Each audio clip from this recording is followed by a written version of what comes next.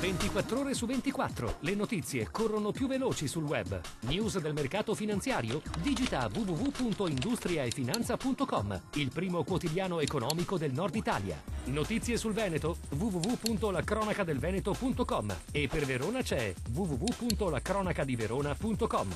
Guarda le ultime news sulle web TV di TG Italia, TV Veneto e tvverona.com.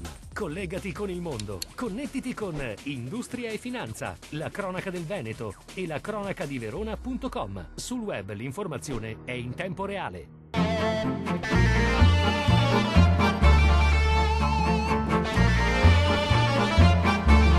La piaga dei ritardati pagamenti aggrava la crisi di liquidità delle PMI, già strette dal credit crunch, e mette a rischio la sopravvivenza anche di una parte sana del tessuto produttivo, intenta a ristrutturarsi e rifinanziare il patrimonio e ricostituire le scorte. Per il 66,8% delle piccole e medie imprese padovane, i tempi di pagamento tra imprese e soprattutto quelli tra pubbliche amministrazioni e aziende sono peggiorati negli ultimi 6 mesi. È proprio la pubblica amministrazione il cliente meno affidabile. Per il 58% delle aziende i tempi medi di pagamento superano i 120 giorni, a fronte di una media UE di 63. Quelli tra aziende si attestano tra i 60 e i 120 giorni, per tre quarti del campione 74,8%. La situazione è diventata estremamente seria e patologica e va affrontata di petto. Il governo deve fare qualcosa, ha commentato il presidente di Confindustria Padova, Massimo Pavin. La bellissima e storica stazione ferroviaria di Calalzo di Cadore, fermata del treno per i passeggeri diritti a Cortina, continuerà a vivere e anzi potrà diventare sede di associazioni e iniziative locali, mentre la biglietteria degli autobus potrebbe prendere il posto di quella ferroviaria, per la quale le esigenze di risparmio hanno decretato la chiusura degli sportelli serviti da personale. È questa la prospettiva aperta ieri dall'incontro svoltosi proprio nei locali della stazione tra l'assessore delle politiche della mobilità del Veneto Renato Chisso, il sindaco Luca De Carlo e una rappresentanza di Rete Ferroviaria Italiana, società proprietaria dell'immobile. Abbiamo cercato di correre ai ripari rispetto alla chiusura della tradizionale biglietteria, ha detto l'assessore Chisso, e di fatto l'unico vero disagio dovrebbe tradursi nell'impossibilità di un contatto diretto con il personale di Trenitalia, sostituito da emettitrici dell'ultima generazione. Il Teatro Ristori riapre le porte alla città. Acquistato dalla Fondazione Cari Verona nel 2001, versava da decenni in stato di abbandono e degrado. Nonostante la fatiscenza dell'immobile, la Fondazione predispose comunque un progetto di recupero del teatro ottocentesco e proprio oggi è tornato a splendere sotto la luce del sole. Il teatro, che si sviluppa su 5 livelli, nella vasta platea può ospitare fino a 436 posti. Il primo piano è dedicato al recupero dei palchetti storici, così come il secondo piano, dove è stata ricavata anche una sala proiezioni. Il nuovo Teatro Ristori è dotato di tecnologie e attrezzature in grado di consentire varie funzionalità, e la sua progettazione è per cui stata orientata alla creazione di uno spazio flessibile in grado di rendere possibili diversi format. In una città come la nostra, che è evocata alla cultura, all'arte, alla danza, alla lirica, al canto, avere un'ulteriore struttura a disposizione di tutta la città, delle varie istituzioni, dei cittadini, delle compagnie, per poter espletare la loro arte. Poi bisogna pensare veramente al di là di tutto al recupero architettonico, perché questa era una struttura che era stata devastata dal tempo e adesso è un gioiello.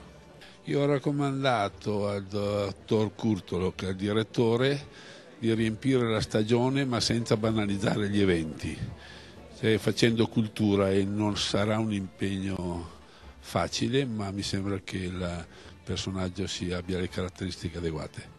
Dopo 30 anni di chiusura, la stagione del Teatro Ristori aprirà così i banchetti sabato 14 gennaio, con la musica di Mario Brunello, che ci riporterà ad uno dei temi più simbolici della città di Verona, come Romeo e Giulietta.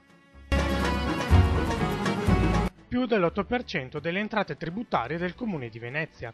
Questo l'ammontare della tassa di soggiorno se la Serenissima l'avesse già applicata per tutto il 2010, un valore destinato a salire fino a quasi il 27%. Il dato è emerso dallo studio del CESDOC, centro studi dei dottori commercialisti e degli esperti contabili di Venezia, che ha analizzato l'impatto economico dell'introduzione della tassa di soggiorno nei capoluoghi veneti. Fino ad ora sono soltanto 2 i comuni capoluogo del Veneto che adottano questa imposta. A Venezia è in vigore dal 24 agosto 2011 e a Padova dal 1 settembre 2011.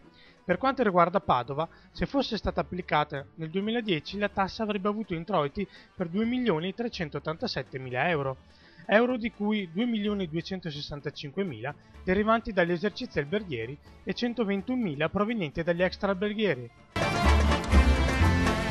Importante arresto da parte dei carabinieri di Padova che hanno fermato 2 pericolosi criminali provenienti dall'Est Europa in possesso di potenti armi da guerra. I militari del comando provinciale, unitamente agli uomini del raggruppamento operativo speciale, hanno raggiunto 2 individui sospetti a bordo di un Audi A6 con targa slovena. Da una prima perquisizione e il ritrovamento di 2 pistole semiautomatiche di fabbricazione serba con munizionamento da guerra. A finire in manette un pericoloso ricercato, Adrian Jokic, 30enne, e il suo fiancheggiatore Dragas Volas, 36enne, entrambi provenienti dalla Bosnia-Herzegovina. Il reato contestato è detenzione e porto illegale di armi da guerra. Siamo convinti di aver inferto un colpo veramente importante e di aver evitato reati anche gravi nel nostro territorio. Armi da guerra in uso alle forze speciali, armi cariche, quindi pronte a sparare.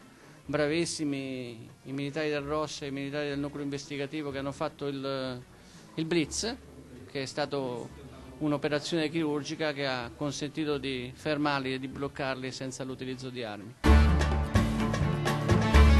Uno sguardo sul nuovo anno, Saxo Bank, un 2012 shock. L'istituto di credito prevede scenari apocalittici improbabili ma non impossibili per i prossimi 12 mesi e prepara gli investitori ad eventuali imprevisti. Tutti i particolari su Industria e Finanza.